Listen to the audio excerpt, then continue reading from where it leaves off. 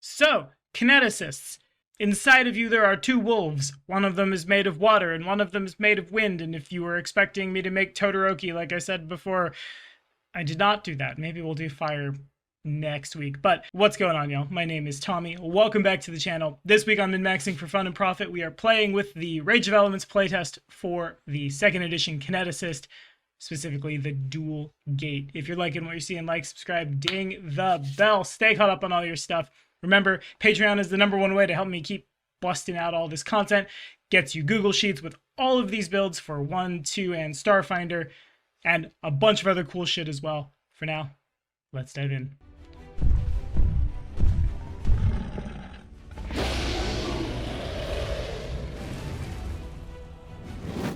Okie dokie, right down to business on this one. The dual gate kineticist chooses 2 elements, can channel them, can choose from their impulse feats, and gets 2 first level impulse feats for free. This is for the players out there who want to be very Shoto Todoroki, or folks who really want to build around the idea of dualistic beings like, say, Gazra. Literally, we're choosing air and water. This is the most wind and waves thing I've ever made in my whole life. This concept is one for the stealth, one for the sneaking, one for the subterfuge, rather than the universal gate kineticist, which can be a jack of many trades and a master of as much knowledge as they have beforehand, and what I'm anticipating from the dedicated gate as just a big frontline damage build. This is our rogue, this is our vigilante, this is our sneak around, be able to hang in combat, but also be able to get under doors to open them, get information while the rest of the party is doing stuff, advance the plot in non-dungeon crawl-y ways. So if you choose to use this build, please bear that in mind. But said all that to say, today we will be building on the Sprite Suli. I'm gonna try really hard to not also use Suli for the dedicated gate, but it just feels really on flavor for this concept and gives us extra damage on top of that thing we want to do. Our sprite, we are going to be presuming, begins with his fly speed as dictated in the book it was printed in. I'm gonna scream from the rooftops that flying's pretty easy to balance in Pathfinder. You can follow this card right up here for a breakdown on that. But being tiny is really what we're looking at here. The flight gives us mobility, but tiny means we can hide in desk drawers. We can hide around doors a lot easier than a human can. It plays into the concept of sneaking around in just really, really cool ways. For our background, we'll be choosing Pyre Tender because we want to get alchemical crafting as soon as we can. For our starting ability scores, we will begin play again with a constitution of 18. A lot of our abilities are DC based, and so we want to have that real high. A dexterity of 16. We'll be attacking with finesse stuff all the time, so we'll be using that to hit. It buffs the other skills we want to do. An intelligence of 14 for more skills and to qualify for different archetypes, and a strength and charisma each of 10. It's not a lot. Our damage is gonna need a lot of reinforcement to push forward. A thief rogue will be able to outrun us on that front, but they won't have as many tricks in their toolbox as effectively as we will. But for our class feats at level 1, we get 3 of them. First, elemental weapon. Choosing 1 element we can channel and 1 type of weapon, which must be a one-handed simple or martial weapon. It must be common or you must otherwise have access to it. The weapon's damage type changes to match, in our case, usually air, but maybe sometimes water. For us, I think we're shooting for a dog slicer every time. Something with backstabber to, again, help us bridge the gap in our lack of damage. Conceptually, I don't think this will be as explosive as some other builds that could get up to what we're doing. And one of the ways in which we're going to be making up for that is with support and mobility for ourselves. For our first bonus feat, we will be choosing Water Dance. For 2 actions, target a willing creature within 30 feet. This then allows a target to stride up to 30 feet, swim up to 40 feet, gain a +2 circumstance to defenses against attacks of opportunity. If we target ourselves, we can move twice instead of once. As this scales up, we'll be able to move farther. What do we do with this? It's a huge bonus for us. We're normally striding at 20. This will let us move considerably faster for when we need to just get the hell out of dodge, force bad guys who have caught us to run after us and kite them back to the rest of the party, or use it on the rest of the party to move them when it isn't their turn. without using their reaction, even better. The other half of that coin, Fair Winds, is our first kinetic aura, which turns squares in that 10-foot emanation into difficult terrain for our enemies and gives a 5-foot status bonus to us, and our allies get a +10 if they start their turn in the aura.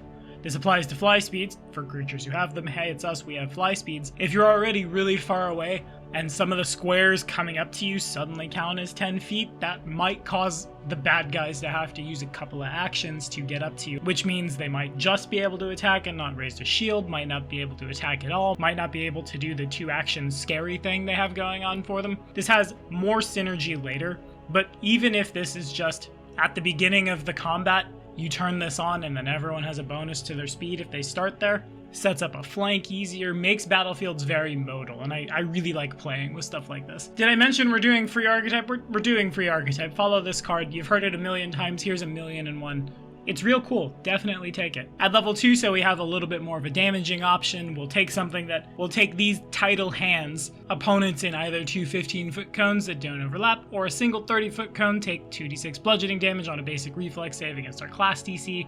Crit failures push them back and then expose them to the winds once again. Then for our free archetype dedication, we'll be taking the Assassin dedication. It pigeonholes a lot of our skills, and we needed alchemical crafting, so that's why we took the background we did. Mark for Death makes it easier to keep up with folks in exploration, and it enables some other stuff down the road. One of those we'll talk about immediately next, because it might be really good for your campaign, but I didn't put it on the build.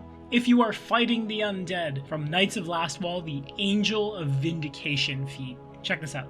If your mark is an undead creature, when you strike them when they're flat-footed with a weapon that has the Backstabber weapon trait, Waves Dog Slicer, you deal 3 extra precision damage instead of 1. If the weapon is a +3 weapon, it will be eventually, you deal +6 extra precision damage instead of 2.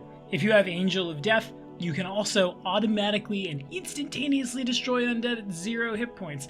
This gets around a Lich's Soul Cage, a Ghost's Rejuvenation, a Grave Knight's ability to respawn in their armor, unless that effect's counteract level is higher than half your level, when you killed the creature or came from an artifact or a deity, or if they critically fail against your Assassinate DC. That's cool. That's a really neat narrative bomb that I want to drop on someone, but I don't know if you're going to be fighting undead, so I don't want to tell you to take it. Flinging up draft at level 4 will help your friends who can't fly get up to the balcony you just flew to, so you can all participate in the roof chase or the second story job or whatever it is.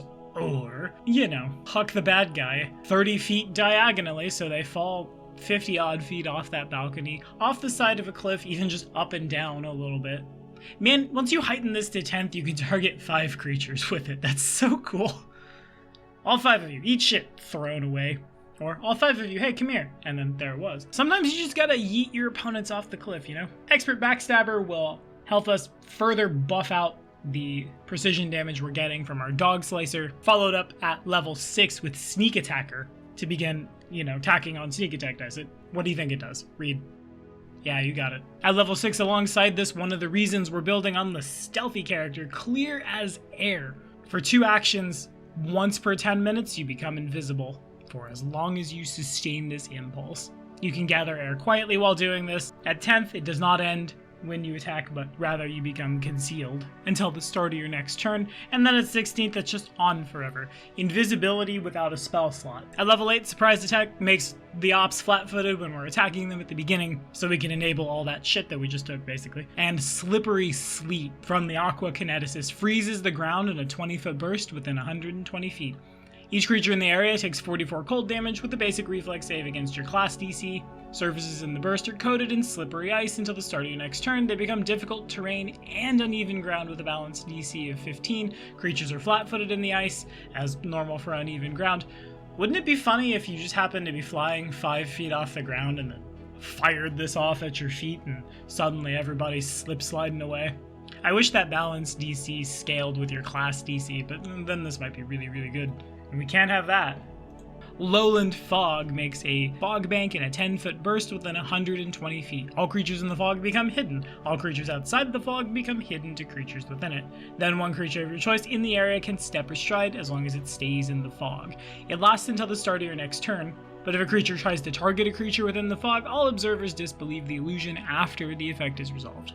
It's an interesting, oh god, everybody get behind the champion. Champion, move to the front. But again, you become hidden to things. It triggers the thing that you want to do, and if nothing else, if you're being shot at a bunch while you're running away, fire this off, use it as cover. Since we've now qualified out of Assassin, we'll take our next archetype dedication, the Investigator, because I love it, that's why. After that, we'll take Investigator's Stratagem. We don't get to add our int when we do this, but we do get to see the d20 when it's rolling. Talk about why in just a second. Wiles on the Wind. For 2 actions, lets you create an auditory illusion that comes from a square within 120 feet as loud as 4 normal humans talking. Will saves against your class DC that might fascinate creatures with the source for a round or 2. Hey, what's over there? Guys, we should go look at that. And then you sneak past to maybe give you more time to assassinate them. That's a really neat 2-action make a strike, do a bunch of extra precision damage when you can see the dice roll ahead of time with Devise a Strat, isn't it? Isn't it? Wow, look at that. That's, yeah, it'd be a shame if someone took that, was invisible forever, idly dirtling the dice in the corner until they landed the thing they wanted, then rolled a natural 20, then added an extra 66 precision damage with a basic fortitude save against your class DC. If they critically fail, they die. And also did a boatload of damage to him. Body of Air will give us Gaseous Form for 2 actions, which you can sustain. If you weren't small enough to get places, you fucking are now. This one's wonky, this one's weird, this one's wild, but Chain Blasts next. For 2 actions, make a ranged elemental blast within the blast's first range increment. If it hits, attempt a new ranged elemental blast from the target against a different creature that's within the first range increment of the creature that was hit, using the same map as the first hit. You can chain this to a maximum of 5 total blasts. We have such a huge range with air blasts that you could start combats from invisibility, firing this down, and reliably get a couple of hits off before battle is joined from everyone else. We'll take this alongside the Bounty Hunter dedication, because it's a more satisfying way for me to gain the Hunt Prey action, because I really want to be able to fire a couple 100 feet and ignore the penalty with the wind. That's the coolest thing, especially when your stealth is so good and you're so small. Guys, does the wind feel a little hurty today? Oh, I guess it does. Huh, it does. Rips face off. Next, I continue to disappoint the fan base. Of all the really big names of all the things that you can get as a kineticist, this one doesn't feel metal enough for me to growl at you, but we will in fact be taking Infinite Expanse of Bluest Heaven. This makes a 10-foot burst illusion within 60 feet of an impossibly blue sky that everyone within feels like they're falling into. Evermore trauma. They're forced to make a will save against your class DC. Creatures with the air trait get a result 1 degree better. The illusion lasts until the end of your next turn, but you can sustain it. On a critical success, nothing happens. Creatures are flat-footed on a success. Auto-enabling sneak attack and crits for everyone. That's tasty. On a failure, the creature becomes fleeing from the illusory sky, but anytime it uses an action to attempt to flee, it must succeed at a DC 11 flat check or flee to a space that's still in the illusion, just aimlessly running around in circles. Hilarious. I love it. I also love Keep Pace. It's not No Escape from the Barbarian, that was a weird double negative, but as a reaction, when your hunted prey is within your reach, air has the reach trait for us, 5 feet. We can stride up to our speed, following it and keeping it in reach throughout its movement until it stops moving or you've moved your full speed.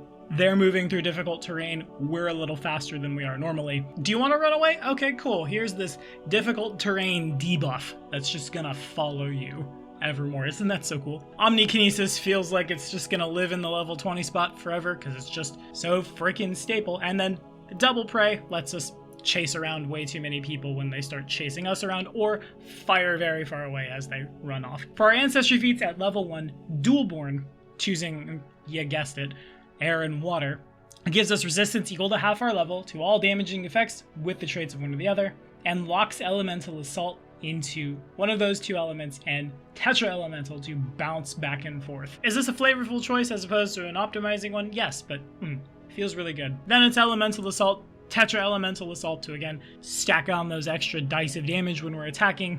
Invisible Trickster at level 13 will give us another invisibility as a primal innate once per hour on top of the invisibility we were already invisibilitying in case we just needed more. And then Fey Skin gives us HP equal to our level tacked on. And the ability to, if we rest for 10 minutes, have brilliant light from the first world seep into our form and give us HP back to our level. Cumulative with any HP from treat wounds. You do get a weakness to cold iron, but there's so many things in the world that just aren't carrying that around. It feels safe enough, you know? until the GM gets tired of your shit, and then everyone's running around carrying cold iron daggers like this is Kingmaker. And the general feats, its toughness, its diehard, its incredible initiative, its fleet to lean into the gotta go fast, then canny acumen again for our will save. And there stands the build. There are, as it often exists with Kineticists that aren't trying to just fill gaps and do utility things, a lot of things in the current meta that are going to outrun this. When this goes from playtest to full Kineticist, I think we'll see a marked difference, and I think the damage of the concept like this will bump considerably. As it stands, if you're running a game that has a little more stealth and subterfuge, this is really, really cool. Every Kineticist gets a flex feat that they can add on. Whisper on the Wind is perfect for us. Don't need line of effect or line of sight. Hey, party fighter, this is the thing I see. And then you can just keep sending that information back. Eventually out to a mile, you're the party's sending stone forever. That's spicy. But what do y'all think? Has anyone got a chance to play these at the table? How do you feel about stealth in your games? Throw it down in the comments. Let me know all about it. That's all the time I have for now. As always, thank you all so much for watching. Next week, we're going to do the Mono Kineticist, the dedicated gate, the one that picks one element, which will probably be fire, because I've ignored fire so much. Who knows? Only one way to find out, and that is, in fact, if I see you next time.